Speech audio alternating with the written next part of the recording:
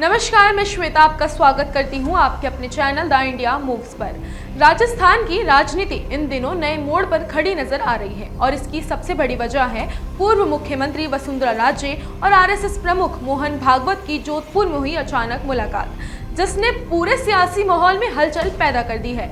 जोधपुर में ये मुलाकात करीब 20 से 25 मिनट चली और हालांकि दोनों नेताओं के बीच हुई बातचीत का ब्यौरा सामने नहीं आया है, लेकिन राजनीतिक गलियारों में चर्चाओं का बाजार गर्म हो गया है कि क्या वसुंधरा अब सक्रिय भूमिका में लौटने की तैयारी कर रही हैं। माना जा रहा है कि इस मुलाकात में राजस्थान बीजेपी संगठन में संभावित बदलाव को लेकर बातचीत हुई होगी, क्योंकि इस समय सूबे में भाजपा की राजनीति बड़े फेरबदल के संकेत दे रही है।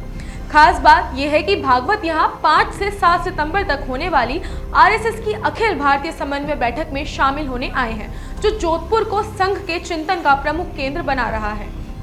इस बैठक की तैयारियों के लिए देश भर से बड़े पदाधिकारी जोधपुर जुटे हैं, जिनमें general secretary Dattatreya Hosabale, joint general secretary Krishna Gopal, CR Mukunda, Arun Kumar और डॉक्टर मनमोहन वैद्य जैसे बड़े नाम शामिल हैं।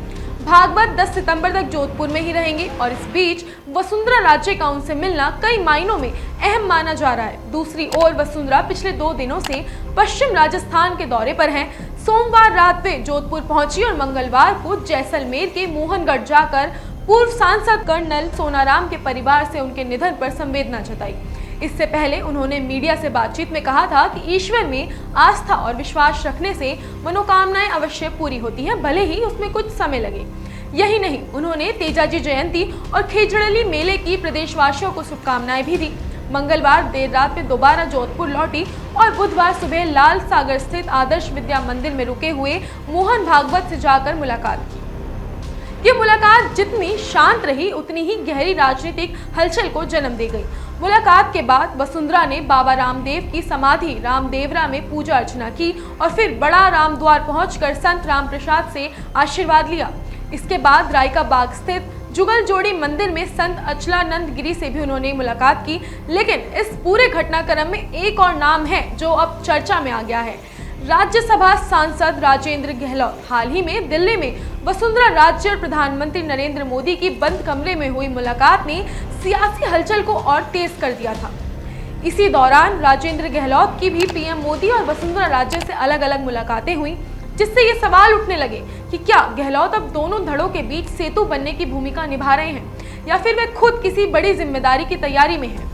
सूत्रों के मुताबिक वसुंधरा राजे जब पीएम मोदी से मिलकर बाहर आए तो उनके चेहरे पर एक अलग ही आत्मविश्वास था और इसके बाद उन्होंने अमित शाह से भी मुलाकात की। वहीं राजेंद्र गहलोत की इन मुलाकातों को लेकर कोई आधिकारिक बयान तो नहीं आया, लेकिन राजनीतिक विश्लेषकों का मानना है कि ये घटनाएं सिर्फ औपचारिक नहीं है, बल्कि राजस्थान बीजेपी में संभावित बदलावों की ओर इशारा करती हैं।